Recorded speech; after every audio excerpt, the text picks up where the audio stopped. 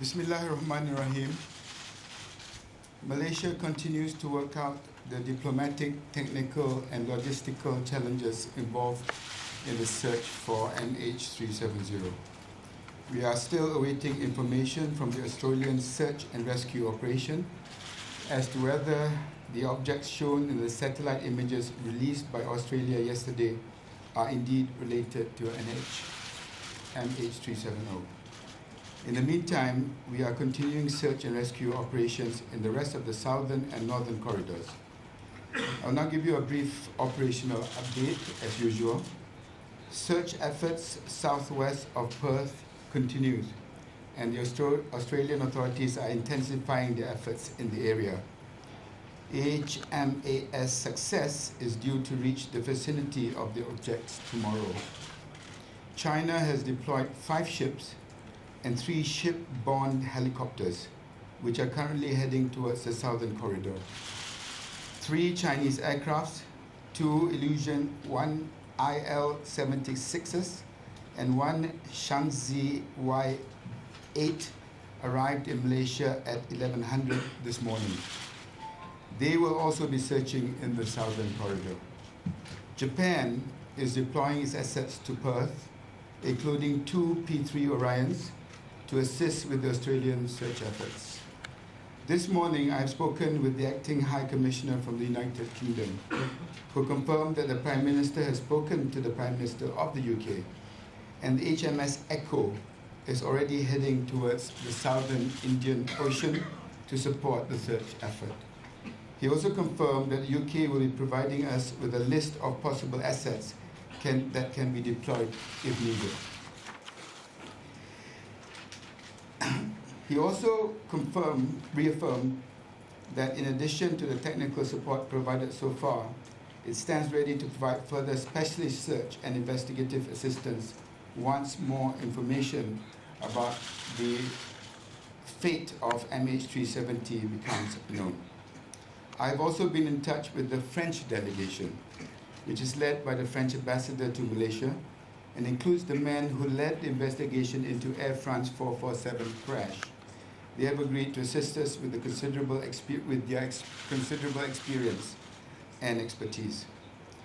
I will also be speaking to the US Secretary of Defense at 21:15 tonight to request further specialist assets to help with the search and rescue efforts, including remotely operated vehicles for deep ocean salvage. The Kazakhstan authorities have assured us that they have not found any trace of MH370, and we are awaiting permission for Kazakhstan to be used as a staging point for search operations.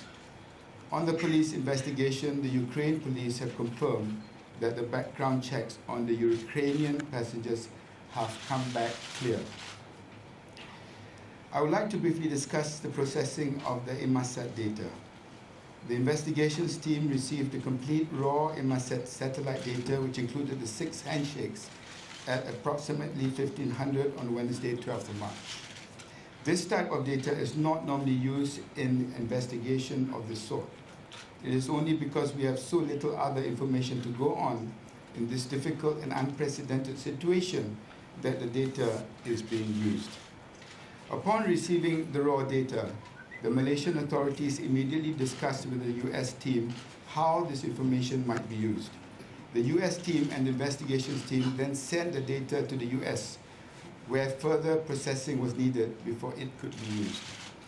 Initial results were received on Thursday, the 13th of March at approximately 13:30, but it was agreed by the US team and the investigations team that further refinement was needed, so the data was again sent back to the US.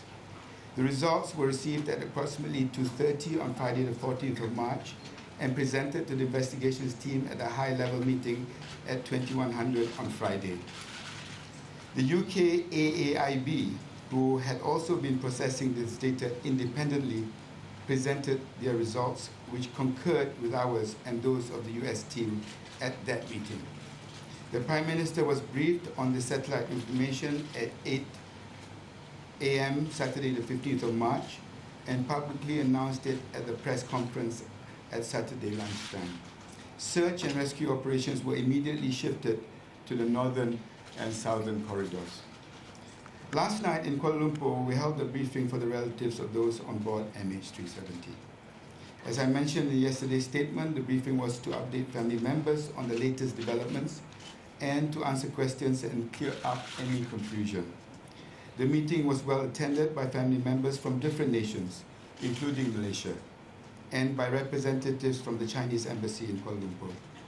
A high-level Malaysian delegation, including representatives from Malaysian Airlines, the Department of Civil Aviation, the Ministry of Transport, the Ministry of Defence, the Ministry of Foreign Affairs, and the National Security Council also attended the meeting. We had a very constructive and frank discussion. Although we answered most of the questions they raised, we could not answer them all. These briefings will continue at the family's convenience for as long as the families want them. The briefing brought the families and the Malaysian authorities closer together, not just in terms of sharing information, but also in terms of listening to the voice of the family members. The Prime Minister's Special Envoy to China will be coordinating the briefings in Kuala Lumpur from now on. The high-level team I announced yesterday arrived in Beijing last night. Today, they met with family members for 3.5 hours. Ladies and gentlemen, this continues to be a multinational effort coordinated by Malaysia and involving dozens of countries from around the world. We continue to receive offers of assistance, including specialist assets that can help with the search and rescue. And we welcome all assistance as we continue to follow every credible lead. Thank you. Okay, ladies and gentlemen, the floor is now open for question and answer session. We'll start with the local media first. Please, sir. Kenalkan diri daripada agensi. Assalamualaikum, saya Rafi dari RTM. Sekiranya dua objek yang di Australia itu ada kaitan dengan MH370, apakah kerajaan mempunyai perancangan untuk menumbuhkan sub-center SAR di koridor utara membenarkan ia antara petunjuk selepas ini, dan sekiranya ada, apakah kerajaan mempunyai pelan SAR untuk ke sana, dan bagaimana dengan penerimaan keluarga selepas mendengar talimat semalam kerana ada yang mendakwa keadaan yang tegang.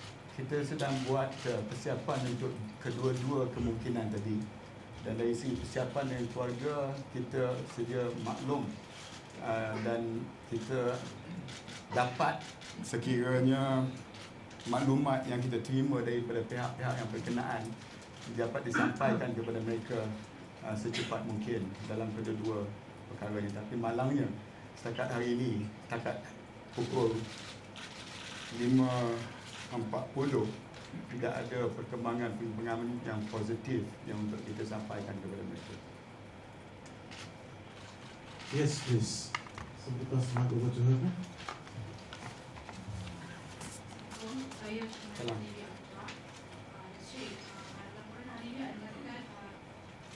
Ada 4 kapal Cina dilarang masuk ke perairan dia. So macam mana Malaysia sebagai ketua parti menyarankan operasi saya berjalan ini supaya sebelum jalan lancar? Laporan itu tidak benar. Seperti kenyataan saya tadi, dah beberapa kapal telah pun bertolak dan ke arah koridor selatan tadi.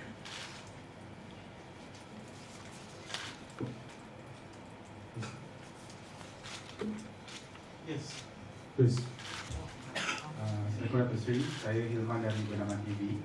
Soalan saya, sekiranya petunjuk di Australia ini bukan jawapan kepada penemuan MH370, adakah terdapat petunjuk baru yang mungkin pihak Dr. Sri terima? Dan soalan kedua saya, berapa lama SAR ini akan dijalankan? Adakah selepas signal kotak hitam yang bertahan 30 hari, saya dimaksudkan bertahan 30 hari itu, adakah ia akan ditamatkan? Tidak, sebenarnya kita akan teruskan dan masih lagi bersemangat untuk operasi mencari dan insya-Allah untuk menyelamat.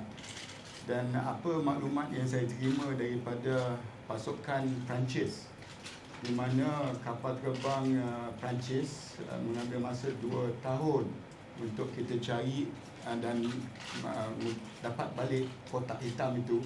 Ada teknologi-teknologi yang lain yang digunakan selepas 30 hari tempoh yang telah pun ditetapkan. Yes, please, your question. Selamat petang Datuk Seri. Saya kadir daripada RTM. Saya ada dua soalan Datuk Seri. Soalan pertama apakah masalah yang bakal atau dihadapi oleh tim kita yang menjalankan misi di koridor khususnya di koridor selatan yang melibatkan kawasan pencarian yang luas, dan seperti yang kita tahu penemuan dua objek yang terbaru ni yang dipercayai serpihan daripada MH370 ni sedikit sebanyak menimbulkan persoalan mengatakan objek tersebut telah dijumpai memandangkan gambar pada imej serai tersebut bertarikh pada 16 Mac lepas. Dan satu lagi seperti yang kita tahu, bekalan bateri bagi menghantar isyarat lokasi kotak hitam pesawat hanya boleh bertahan sehingga 30 hari. Dan bagaimana kita hendak mencari kotak hitam tersebut selepas tempoh tersebut memandangkan setakat ini kita tidak mempunyai sebarang teknologi yang membolehkan kita berbuat demikian, dan justru apakah langkah-langkah terusnya yang membolehkan kita untuk menemui kotak hitam tersebut? Soalan kedua saya dah jawab tadi, di mana kepakaran daripada pasukan Perancis, di mana kapal terbang yang terlibat dalam insiden terdahulu juga dijumpai selepas 30 hari, dan itu sedang kita bincangkan apa keperluan kita. Tapi saya berdoa agar kita dapat mengenal pasti dan dapat mencari pesawat berkenaan sebelum tempoh berkenaan. Berkait dengan cabaran untuk kita mencari pesawat ini, memang saya dah nyatakan sebelum ini cabaran di koridor selatan merupakan salah satu cabaran yang perlu kita memberikan fokus yang teramat sangat. Dan maklumat yang kita terima daripada pihak Australia yang mengetuai operasi mencari di kawasan itu merupakan satu perkara yang ada lead yang kredibel saya sebut semalam. Itu mesti dijadikan tumpuan kita hari ini. Kalau itu dapat kita pastikan, maka kawasan yang begitu luas dapat kita perkecilkan dan kita lihat kepada usaha-usaha lain yang perlu diberi fokus. This is going to be a long haul. I think we have to trench down on this. But like I said, the focus has always been to find the airplane, and the focus is to reduce the area of search and possible rescue.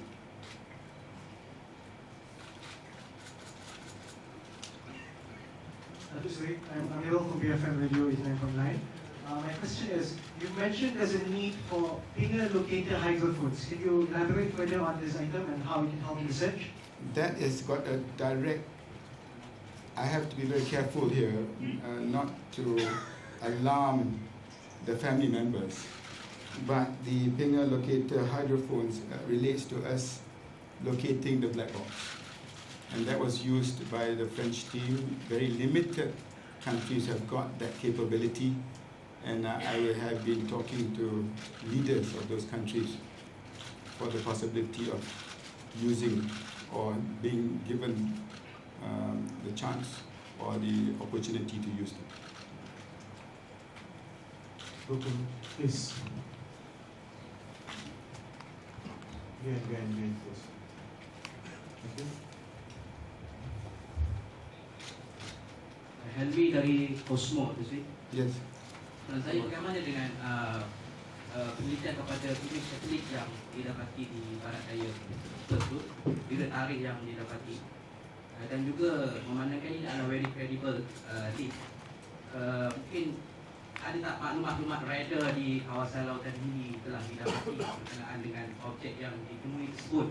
Dan satu lagi persoalannya kepada Mas ataupun DC, adakah pesawat Boeing kita dilengkapi dengan sistem yang dipanggil sebagai Boeing Interruptible Autopilot yang boleh menghalang sebarang tindakan hijack dari dalam secara manual? Melainkan kalau benda ini berlaku hanya boleh dilakukan secara remote control oleh militeri. Sebelum saya serah kepada Dato' Azhar, kepada kacamata saya sebagai seorang yang tidak dilatih, it looks as though the images is just a speck in the ocean. But I suppose there are experts out there who can differentiate one speck on the ocean from the others. I'm talking as a layman. But as far as the Kita first question, diberitahu secara rasmi oleh pihak Australia yang mereka dalam imaging satellite yang mereka dapati ada mengenai perkara ataupun objek yang credible leak datangnya daripada pesawat tersebut, dan mereka terus menghantar kapal terbang P3 Orion untuk melihat untuk mencari objek tersebut, dan sehingga hari ini kita dapat dengan positif mencari objek tersebut, dan mestilah ada analisisnya sebelum mereka mengumumkan bahawa objek tersebut is a credible leak. saya nak mengesahkan daripada kenyataan saya tadi bahawa 4 pesawat telah pun kita deploy kepada 2,500 km daripada Perth, dan pesawat-pesawat ini merupakan pesawat yang paling sophisticated, dan itulah yang kita gunakan, tak termasuk maklumat-maklumat lain berkait dengan the P8 Poseidon and also the merchant ship that has responded to the shipping broadcast issued by RCC Australia on Monday. Untuk soalan yang kedua, saya rasa Di soalan kedua mengenai autopilot dia kata.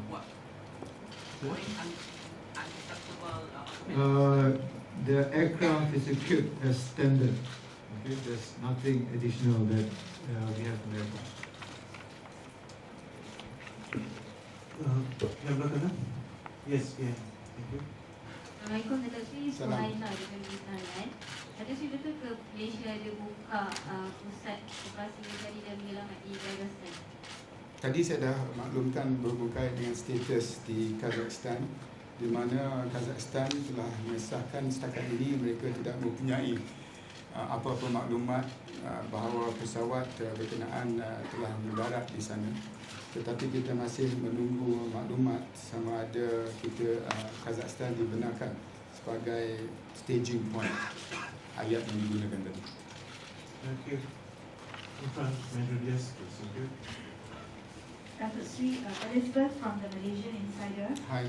Okay, Datuk Sri, there's not much been said about the status of police investigations into the pilot and the co-pilot the past few days in Singapore. So, please. Yeah, saya can confirm that my discussions with some of the intelligence agencies, international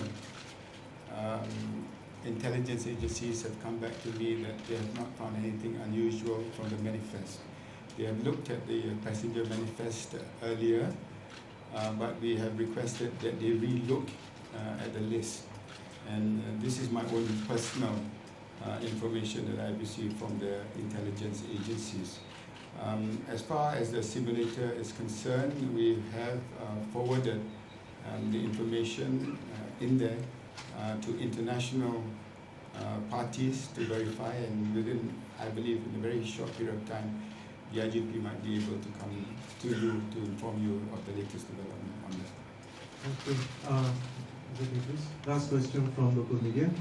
Your extreme leprosy, Zurin from Islam.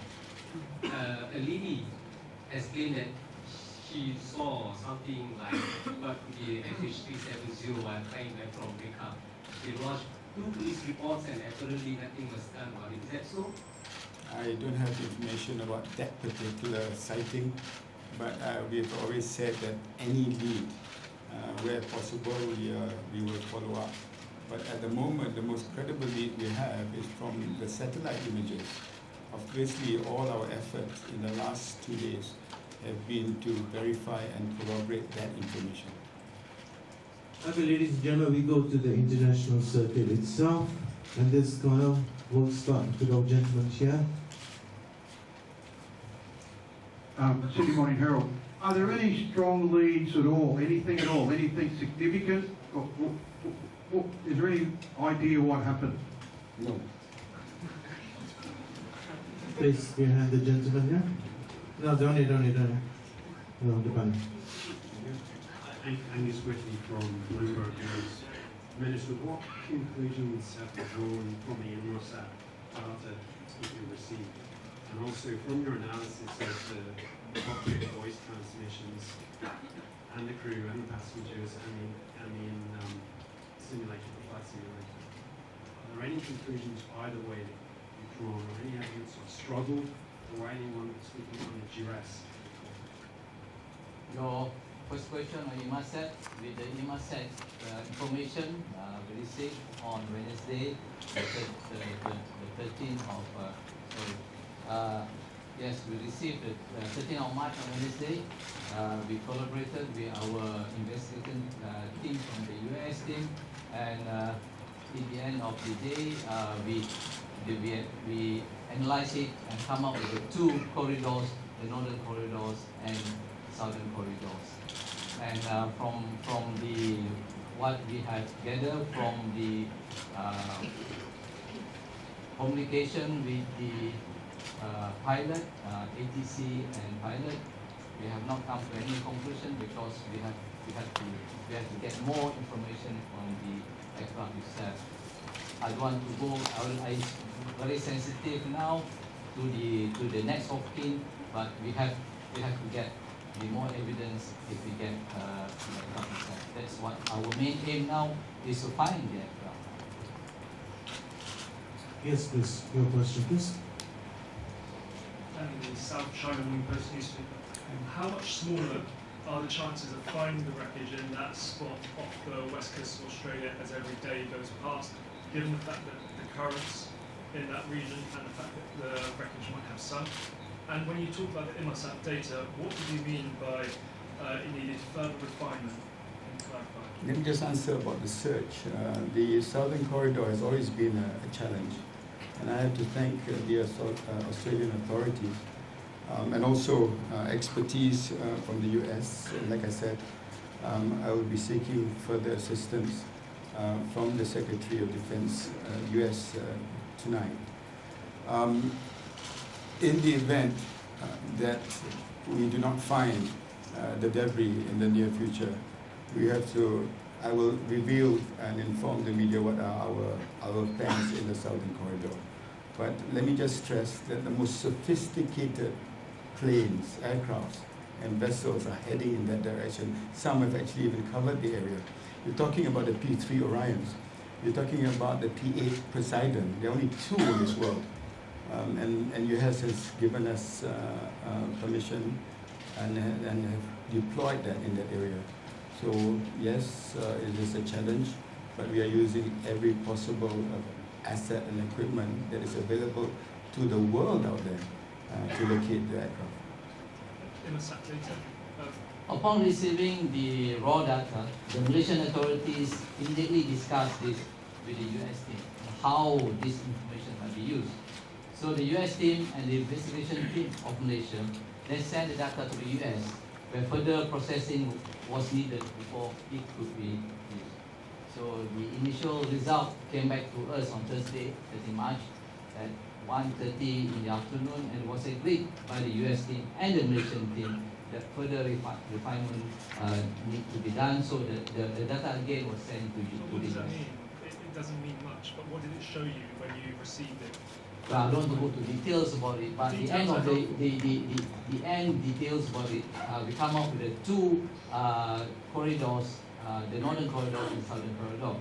The IMASAT also, IMASAT data also was used by the Aircraft Accident Investigation Board of UK, and they also did analysis on it. When AIB came to Malaysia on Friday, the 14th of March, we compared the US team effort, Malaysian team effort with the AIB, and the end result of the analysis matched each other.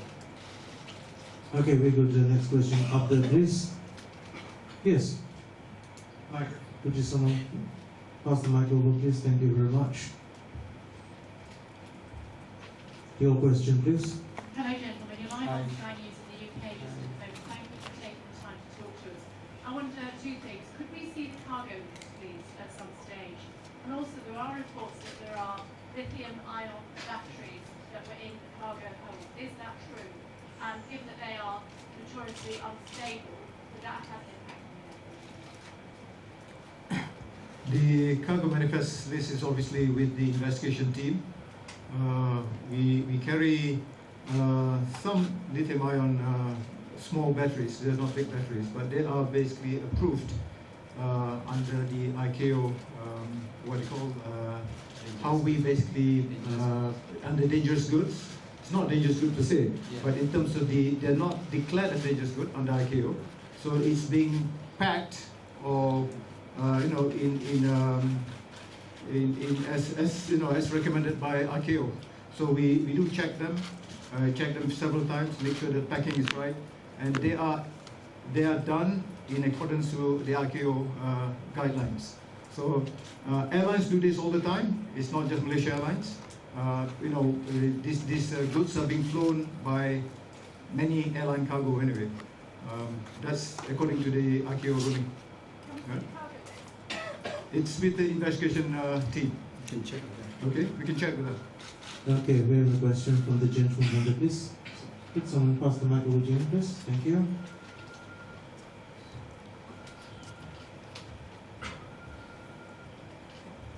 Yes, please, your question. From sir?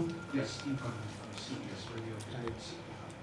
You talked about the long haul, which there's lots of things you can read into when you talk about the long haul. You also talked about having frank discussions with the family members. Excuse me, sir, could you speak a bit louder, please, sir? Yeah, sorry about that. You talked about the long haul, how suggesting that this is going to be a very long ordeal, which you had suggested before. You also talked about having frank discussions with the family members. Now, I don't expect anyone to tell family members to give a quote, you would never do that. But at the same time, when you have frank discussions, do you present realistic odds, realistic scenarios to the family members, which obviously they may not want to hear? And how difficult is it for you to be frank with family members about the chances of their loved ones being alive today? It's very, very difficult, because the one question that they really want to know is the answer to which we do not have, which is where are their loved ones and where is the aeroplane. Identify yourself, please, sir. Thank you, my name is Yoshioka from MH370. I have a question regarding the person who said all right, good night. On Monday press conference, you said the initial investigation indicated it was the co-pilot. So my question is now, who do you think it was? Well, this is obviously is part of the investigation. Like I said, this is just the initial, when we listen to the initial recording, we suspect it was the co-pilot making the last call. So you're not able to recognize the voice from the 53 years old guy between, I think we've gone. I think it's with the investigation team, so let them actually investigate that fully. Okay, we'll proceed to the next question. Mandarin, behind you, please. Thank you. Yesterday, I'm from China News Service. Yesterday, you mentioned Malaysia's lack of equipment or technology of deep water researching. And are you going to require more countries to use it, such as the China's Snow Dragon one? Yes, is that useful? Yes, China is fully aware of our requirements, both at the moment and the possibility of deep sea search and rescue.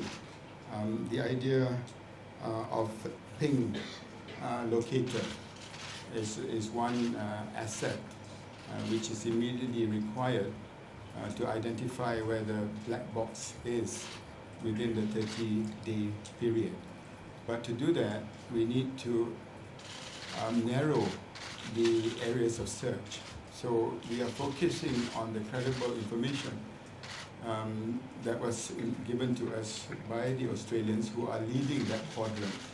And if we can narrow that, then we'll be in a better and a stronger position to know what sort of equipment that we need. But I can assure you that the Chinese authorities are more than willing and have been very cooperative. So you are not doing this right now, right? No, I cannot. Okay, your question, sir. Dimitris, that was Popular Financial Times. One of the difficulties with the search is that the planes can only spend 2 hours. Sorry, back here. One of the difficulties with the search He says the planes can only spend 2 hours in the region when they get there. Why has the Pentagon not sent refueling tankers so that the planes can spend longer time in the area? And are you going to ask Defense Secretary Chuck Hagel to do that when you talk to him tonight? After your question, I probably will. But has that been discussed so far? Because it seems like a... I don't, the operational side of it, I do not discuss at the level of Secretary Chuck Hagel. But now that you've raised it, I'll probably raise it with him tonight. Okay, we go to the next question. The gentleman. Exactly. Yeah. Right, sir. Hi, Jane from the Wall Street Journal. Can you give some more details about Beijing and Kazakhstan? Can you give us an idea of what will be based there, what capabilities they will have? And does that mean that you're shifting focus in some way to the Northern Corridor? Sorry, I couldn't find you. Yeah. Kazakhstan, did you say? Kazakhstan. What he's saying is, you've talked about Kazakhstan in your statement. Does it mean that you're, in a sense, returning your focus and attention to the Northern Corridor? No, that just shows that we are concentrating on both corridors. And in relation to Kazakhstan, they have said that they have no news or confirmation that the airplane was in their airspace. And we are waiting a reply from them as to whether we can use Kazakhstan as a staging point. And until and unless they confirm that, I wouldn't be in a position to say more. So what about the assets? I was asking about what assets when you... Can you just wait? Please, hold on. Okay, last question from the gentleman there, please. Minister Siva from Reuters. Siva, just hold for the mic, please, Siva. Minister Siva from Reuters. Two questions. There was a report that the pilot made a phone call from the cockpit just before the flight. That report came out overnight. Could somebody comment on what that phone call was, if you have any evidence of that, and you provide some details? The second thing is you keep talking about wanting to narrow the search corridor, but you clearly have not been able to do that so far. So could you be a bit more specific about some of the challenges that you're facing in narrowing those search corridors? What more can Malaysia do? What more can your partners do to help narrow the search corridor? Well, honestly, the search now has taken a global perspective. I don't think there's any bigger search and rescue operation being done right now.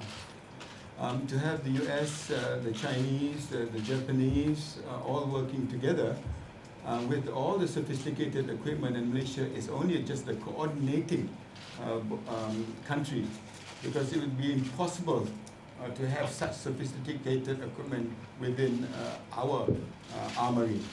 But the fact that their support has been overwhelming, that is what I meant. But with the most sophisticated equipment out there in the world, and if we as a global community cannot narrow it, I don't know who else can. So basically now you've got the Poseidon, you've got the P3, satellite images that focus to some area.